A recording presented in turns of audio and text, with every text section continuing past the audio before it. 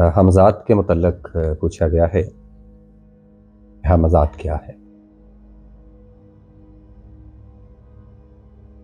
خانِ فکر میں ایک حقیقت ہے یہ، جسے میں زیادہ قریب سے آپ لوگوں کو آگاہ کر دوں گا۔ بہت ساری کیا سرائیاں بھی ہیں اس حوالے سے، بہت ساری باتیں کی جاتی ہیں۔ چند روایات کی بنیاد پر میں یہ بات یہ دیتا ہوں۔ حمزات یا حمزاد یعنی آخر میں تے یا دال، یہ لفظ جو ہے ان دونوں کے ساتھ بولا جاتا ہے۔ جب لفظ حمزات بولا جائے تے کے ساتھ، اس سے بھی وہی مراد ہے، اور جب لفظ حمزاد بولا جائے دال کے ساتھ، اس سے بھی وہی مراد ہے۔ فرق صرف اتنا ہے کہ حمزات دال کے ساتھ فارسی زبان میں ہے، اور حمزات تے کے ساتھ عربی زبان میں ہے۔ صحاح ستہ میں سے ایک حدیث اور ائمہ اہل بیت معصومین علیہم السلام کی جانب سے ایک حدیث اور روایت کو میں پیش کیے دیتا ہوں۔ صحاح ستہ کی روایت کے مطابق کہ حضور ختم مرتبہ علیہ تحیت نے ارشاد فرمایا ہے کہ جب انسان پیدا ہوتا ہے تو اس کے ساتھ ایک جن اور ایک فرشتہ تخلیق کر دیا جاتا ہے۔ جن جو ہے وہ اسے برائی کا حکم دیتا ہے، فرشتہ جو ہے وہ اسے اچھائی کا حکم دیتا ہے، اور یہ حمزات لفظ اس جن کے لیے، اس برائی کے حکم دینے والے کے لیے استعمال کیا جاتا ہے۔ امام علی مقام علی بن ابی طالب علیہ السلام سے پوچھا گیا،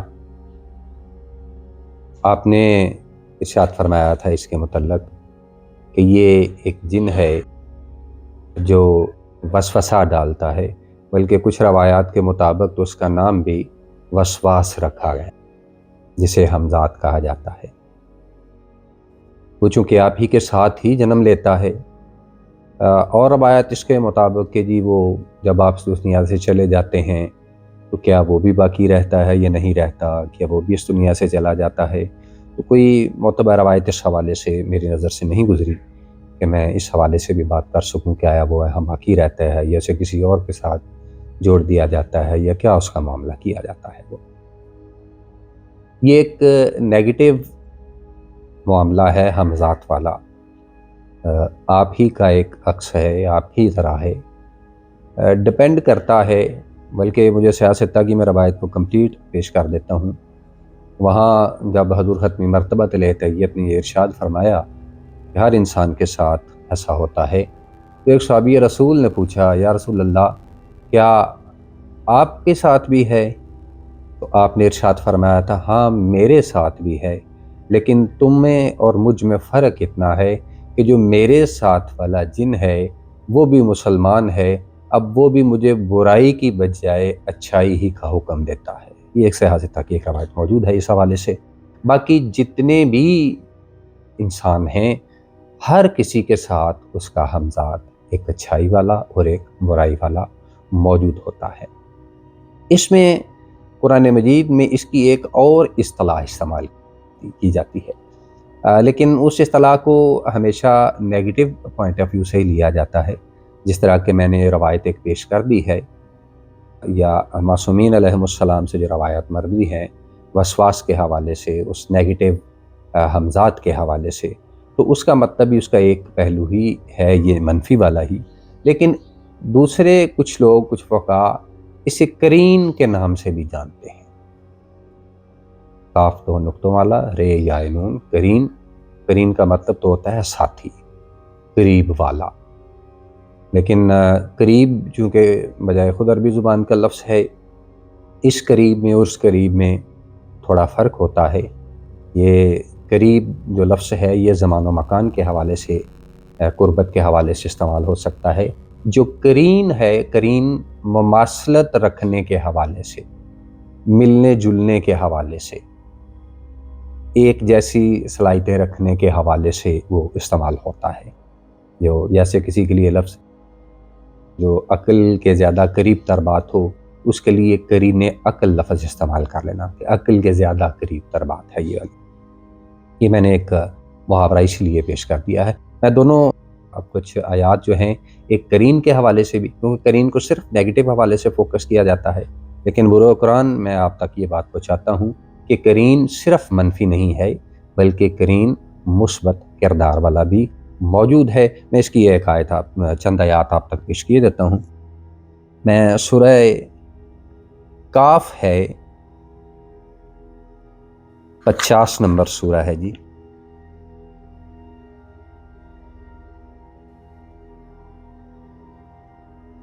چھبیسواں پارہ ہے، حامیم، اس کی آیت نمبر 23 جو ہے وہ پڑھنے لگا ہوں، جس میں آپ ذکر یہاں دیکھیں گے، بلکہ 23 سے لے کر میں 27 تک آیات کو تلاوت کروں گا۔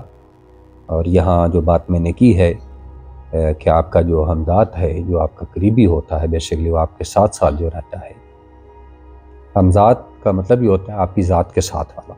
اس لیے جب آپ عربی لغت کو فوکس کریں گے یا کسی بھی لغت کو آپ فوکس کریں گے، تو جب فارسی کو فوکس کریں گے تو ہمزاد، اور عربی کو فوکس کریں گے تو ہمزاد، کہیں نہ کہیں آپ کو اس کا ایک ترجمہ آپ کا سایہ بھی مل جائے گا۔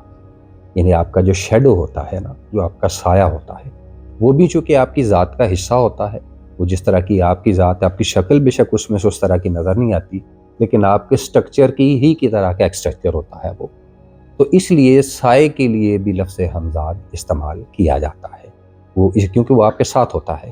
اس لیے ساتھ رہنے والے کے لیے دو یہ اصطلاحات، ایک قرین بھی استعمال کی جاتی ہے۔ قرین اس لیے کہ جو اصطلاح ہمزاد کے لیے خانہ فکر میں استعمال کی جاتی ہے اسی پوائنٹ آف ویو سے ہے یہ۔ اعوذ باللہ من الشیطان الرجیم، بسم اللہ الرحمن الرحیم۔ ارشاد رب العزت ہے جی، وَقَالَ قَرِينُهُ هَٰذَا مَا لَدَيَّ عَتِیدٌ۔ وَقَالَ قَرِينُهُ، اور جو اس کا ساتھی تھا وہ بولا، هَٰذَا مَا لَدَيَّ عَتِیدٌ، یہ ہے وہ کتابچہ جو میرے پاس ہے۔ وہ کیوں اس بات کو پیش کر رہا ہے کہ جب وہ کوئی آدمی اس جگہ پہ روز محشر جب حاضر ہوگا، اس کے اعمال کے متعلق سوال ہوگا، تو وہ کچھ باتوں کو جٹلا رہا ہوگا۔ تو وہ جو اچھا قرین ہے، کیونکہ یہ قرین یہاں وہ اچھے والے کے لیے استعمال ہوا ہے، وہ کہے گا جناب یہ جو کچھ کرتا رہا ہے یہ کتابچہ میرے پاس ہے، اس کا سارا حساب کتاب میرے پاس ہے، یہ اب مکر نہیں سکتا اس بات سے کسی صورت بھی۔ القیا فی جہنم کل کفار عنید مناع للخیر معتد مریب۔ اب حکم ہوگا القیا فی جہنم، ڈال دیا جائے ان سب کو جہنم میں، کل کفار عنید مناع للخیر معتد مریب، ان سب کفار کو، وہ مخالفت کرنے والوں کو، مناع للخیر، جو خیر سے منع کرتے تھے، معتدن حد سے بڑھ جانے والے تھے، مریبن اور شک و شبہات میں پڑے ہوئے تھے۔ کیسے شک و شبہات میں؟ قیامت کے متعلق پتہ نہیں آئے گی کہ نہیں آئے گی، کہاں یہ بات جناب، کہاں ہم مارے جائیں گے، جو دوبارہ اٹھائے جائیں گے، اس طرح کے، بالخصوص روز آخرت کے متعلق کہ وہ جو چیزیں ابھی غیب میں ہیں، غیب کے متعلق جتنی بھی باتیں ہیں ان کا انکار کریں گے، اس حوالے سے وہ خدا ان سب کو جہنم میں ڈالنے کا حکم دے دے گا۔ نلذی جعل مع اللہ الہا آخر فالقیاہ فی العذاب الشدید۔ نلذی جعل مع اللہ الہا، یہ وہ لوگ ہیں جنہوں نے اللہ کے ساتھ کسی اور کو الہ ٹھہرا لیا ہے، آخر فالقیاہ فی العذاب الشدید، اب سخت عذاب میں ڈال دیا جائے گا، شدید عذاب۔ کالا قرینہ، اب دیکھیں پیچھے بھی وکالا قرینہ 23 نمبر آیت میں آیا، اب 27 نمبر آیت میں آ رہا ہے، کالا قرینہ ربنا ما اطغیتہ ولکن کان فی ضلال بعید۔ اب اس کا ایک ساتھی بولے گا، اے ہمارے رب، میں نے اس کو، ولکن کان فی ضلال بعید، میں نے اس کو نہیں گمراہ کیا، میں نے اس کو طغیانی میں، شرارت میں نہیں ڈالا، بلکہ یہ خود بخود گمراہی میں چلا گیا۔ اب یہ جو کرین بات کر رہا ہے نا، یہ جو حمزات ہے، یہ کرین بات کر رہا ہے، یہ وہ نیگیٹو والا ہے، وہ شیطان، وہ جن جو انسان کو برائی کا حکم دیتا ہے۔ اب جب جہنم کے دہانے پہ کھڑے ہوں گے تو کیا ہوگا کہ وہ مکر جائے گا اس بات، حالانکہ وہ ساری زندگی سے برائی کا حکم دیتا رہا، وہ مکر جائے گا اس بات سے جہنم کو دیکھتے ہی کہ اللہ بادشاہ جی، میں نے تو اسے نہیں گمراہ کیا تھا، یہ خود ہی اپنی گمراہی میں گھومتا پھرتا رہا ہے، مجھ پہ نہ یہ بات ڈالی جائے۔ قال لا تختصموا لدی وقد قدمت علیکم بالوعید، خدا منع فرما دے گا، خبردار، اب میرے سامنے اس بات پر بحثنے کی، جھگڑنے کی ضرورت نہیں ہے۔ وقد قدمت علیکم بالوعید، اب وہ جس کا تمہیں کہا گیا تھا، جو وعید تمہیں دی گئی تھی، جو بات تمہیں بتائی گئی تھی کہ اگر تم برائی کی طرف رہو گے تو تمہیں جہنم میں ڈال دیا جائے گا، اب وہ مقام آ پہنچا ہے۔ آپ نے دیکھا، اب 27 نمبر آیت کی بات کروں تو موضوع میرا کرین کے حوالے سے ہے، یا 23 نمبر کی بات کروں؟ یہاں جو کرین ہے، کرین کو صرف نیگیٹو نہیں لیا جا سکتا، صرف یہاں کرین پازیٹیو کے حوالے سے بھی بات ہو رہی ہے، کرین وہ پازیٹیو والا بھی ہمارا ساتھی ہے، وہ کرین نیگیٹو والا بھی ہمارا ساتھی ہے۔ اس میں پہلے والا کرین جو ہے وہ کاتبین میں سے بھی کہا جاتا ہے، کیونکہ بات وہاں کتابچے کی ہو رہی ہے، بات وہاں ہمارے اعمال کی ہو رہی ہے، اعمال پیش ہونے کے حوالے سے کہا جاتا ہے کہ اس کرین سے مراد وہ فرشتہ بھی ہے جو ہمارے اعمال کو لکھتا ہے، لیکن اس کے لیے بھی لفظ کرین ہی استعمال ہوا ہے۔ اب اگر صرف فوکس کر لیا جائے، جب لفظ صرف حمزات آئے گا، یعنی کرین کی بات نہیں ہوگی، میں نے کرین کی بات اس لیے ضمن میں کی ہے کہ حمزات کے ضمن میں اس کی بات کی جاتی ہے کہ کرین بھی وہی ہے، ہر جگہ پہ کرین کو نیگیٹو نہیں لیا جا سکتا، لیکن جو حمزات ہے، جو آپ کے ساتھ ہے، جس طرح میں ایک مثال آپ کو دے دیتا ہوں، سورہ مومنون ہے، 23 نمبر سورہ ہے،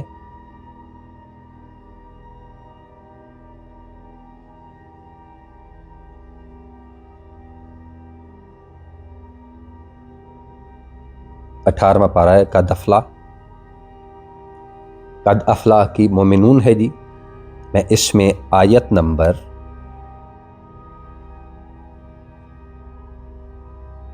97 ہے جی۔ اچھا، اس میں ایک غلط کام کیا جاتا ہے، اس کی بھی نفی کرتا چلو۔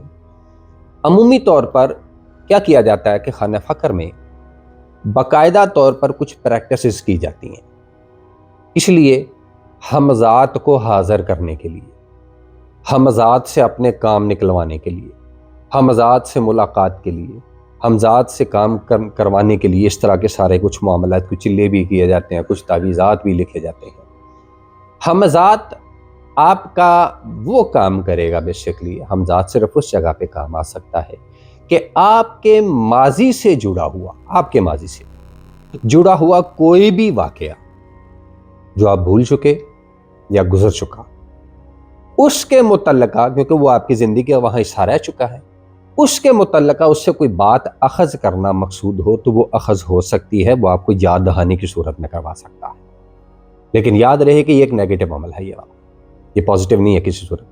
تعجب کی بات ہے کہ بہت ساری پریکٹسز اسے حاضر کرنے کے لیے، اسے موجود کرنے کے لیے، اس سے کانٹیکٹ کرنے کے لیے کی جاتی ہیں، کس سے؟ حمزات سے، جبکہ قرآن مجید اس کے بالکل برعکس حکم دیتا ہے۔ تو کیا ہے جی؟ میں اس کی آیت نمبر 97 جو ہے، 97 نمبر اس کی آیت وہ تلاوت کرنے لگا ہوں۔ ارشاد ہو رہا ہے وَقُلْ رَبِّ أَعُوذُ بِكَ مِنْ ہَمَزَاتِ الشَّيَاطِينِ، اور کہہ دیجئے میں پناہ چاہتا ہوں اپنے رب کی، من ہمزات الشیاطین، وہ تمام شیطانوں سے جو ہمزات ہیں۔ یہاں ہمزات کا ترجمہ عمومی طور پر وسوسے ڈالنے والے کر دیا جاتا ہے، کیونکہ میں نے امام کے قول کی ماتحتی میں آپ کو اسی لیے بتایا کہ اس کا ایک نام وسواس بھی ہے، وسوسے ڈالنے والا ہمزات کو کہا جاتا ہے، برے خیالات آپ کے اندر ڈالنے والا، برائی کو آپ کا حکم دینے والا، یہ ہمزات ہے، اسی لیے وہ وسوسے ڈالنے والا ہے۔ قرآن کہتا ہے وَقُلْ رَبِّ أَعُوذُ بِكَ، کہہ دیجئے کہ میں تیرے رب کی پناہ چاہتا ہوں، من ہمزات الشیاطین، وہ جتنے بھی شیاطین ہمزات کی صورت میں ہیں ان سے، وَأَعُوذُ بِكَ رَبِّ أَن يَحْضُرُونَ، اور میں رب کی پناہ چاہتا ہوں کہ وہ میرے حضور حاضر ہوں، ان کے حاضر ہونے کے حوالے سے بھی کہ وہ میرے پاس آئیں، اس سے بھی خدا کی پناہ چاہی جا رہی ہے۔ اور بڑے تعجب کی بات ہے کہ کچھ لوگ کیا کرتے ہیں، ایک طرف ہدایت دی جا رہی ہے کہ ہمزات سے پناہ چاہو، اور میں نہیں سمجھتا اس کے جو عمل کیے جاتے ہیں اس حوالے سے جتنے بھی ہیں کہ جناب اسے حاضر کرنے کے حوالے سے، ایک طرف قرآن کہہ رہا ہے اس سے پناہ چاہو، تمہیں ان کے حاضر ہونے سے بھی پناہ چاہنی چاہیے، تو دوسری طرف میں کیا کرتا ہوں، میں پناہ کو اگنور کر کے تو میں ان کے حاضر ہونے پہ زور دینا شروع کر دیتا ہوں، تو یا قرآن کے منافی نہیں ہوگا؟ یہ بالکل ڈیفینیٹلی قرآن کے منافی ہوگا۔ ہمیں یہ ہمزات وہ چیز ہے کہ اس سے پناہ چاہنے کی ضرورت ہے۔ ہر وہ چیز جو آپ کے اندر وسوسے ڈالتی ہے وہ پناہ چاہنے کی ضرورت ہے، نہ یہ کہ اسے حاضر کر کے میں اس سے اپنے کام نکلواتا پھر۔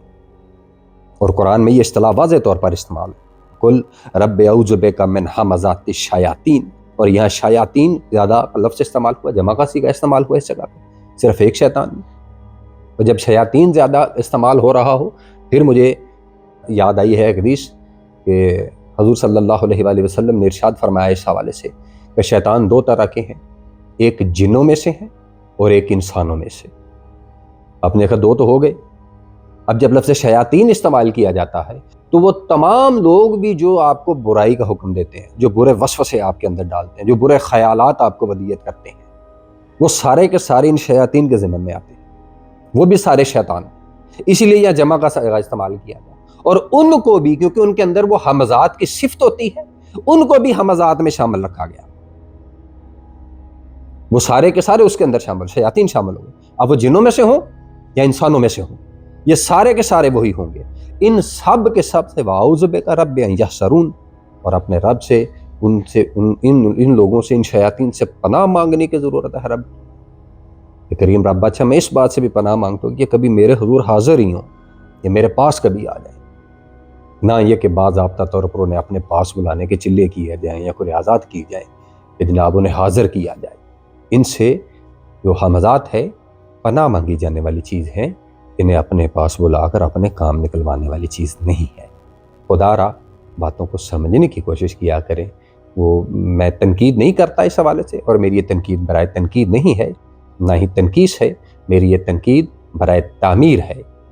قرآن مجید اور احادیث کی روشنی میں جو حکم ہوا ہے، ہمیں اپنے فقر کو، اپنی درویشی کو ہمیشہ اس ڈگر پر لے کر چلنا چاہیے۔ اللہ مالک ہمیں ہمیشہ فقہی، شرعی اور طریقت کے معاملات کو سمجھنے کی توفیق عطا فرمائے۔ اللہ مالک آپ کا حامی ناصر ہے۔